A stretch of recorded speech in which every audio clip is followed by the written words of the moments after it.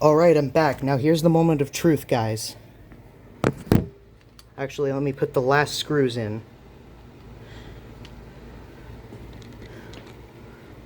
And also with the grid, basically line it up with the shape of the battery compartment, because the battery compartment is the same shape as the grid pretty much. Like the front and the back, you can definitely tell what part is the front and the back when you're lining it up. And definitely get the fur up underneath like I showed previously. And if the elastic band breaks, just kind of try to stretch the fur up as far as it'll go, and then just put screws through to kind of penetrate the fabric. It's an interesting way they designed it, but it actually is kind of cool in that sense, because it makes it seem like, you know, it makes it seem like it's a real animal in that way, and that maybe that's just like part of its body. It's almost, you know, it's kind of interesting the way they designed it. One funny mistake we've made is accidentally putting screws where the holes go for the battery compartment. Don't accidentally do that, because, well, that's just a stupid idea, because the battery compartment already has screws in it. I don't recommend leaving the compartments on these, because I no longer do. I always take the batteries out of these guys. But if you want to leave them in, I can't really stop you. If you want to leave the compartment on, I can't really stop anyone from doing that either. But I do not recommend it. It's not something that I think is a good idea, especially considering how they drain batteries, and also the fact that can wear them out a lot quicker. You definitely don't want the batteries dying a lot and having to change them a lot, because that also puts it in more risk.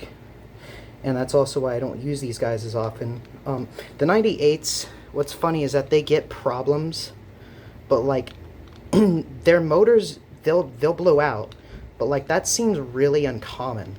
I don't know why it is, but that seems like extremely uncommon for that to actually happen. The most common problem that 98s seem to get is the what they call squeaky gear syndrome, where the gears get all squeaky and they start rubbing against each other and they get all chewed. And if you don't oil their beak or their eyelids, that, by the way, that's all you have to do. Just oil their beak or eyelids, or put WD-40, and they'll move more smoothly with no squeaking. But if you don't do that, then they will completely stop working, which is what happened with one of my Furbies, because we didn't know how to fix that problem back then. And there's one screw missing. I don't know where it is.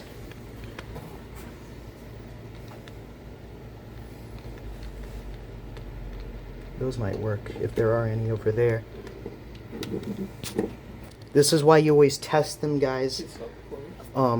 This is very important to test them before you actually put them together. A lot of really extremely important things to make sure of is that the shell is on properly, nothing's too tight or too loose, and that the motor's lined up properly with the gears. Let me show it. So this is what it should look like when it's moving.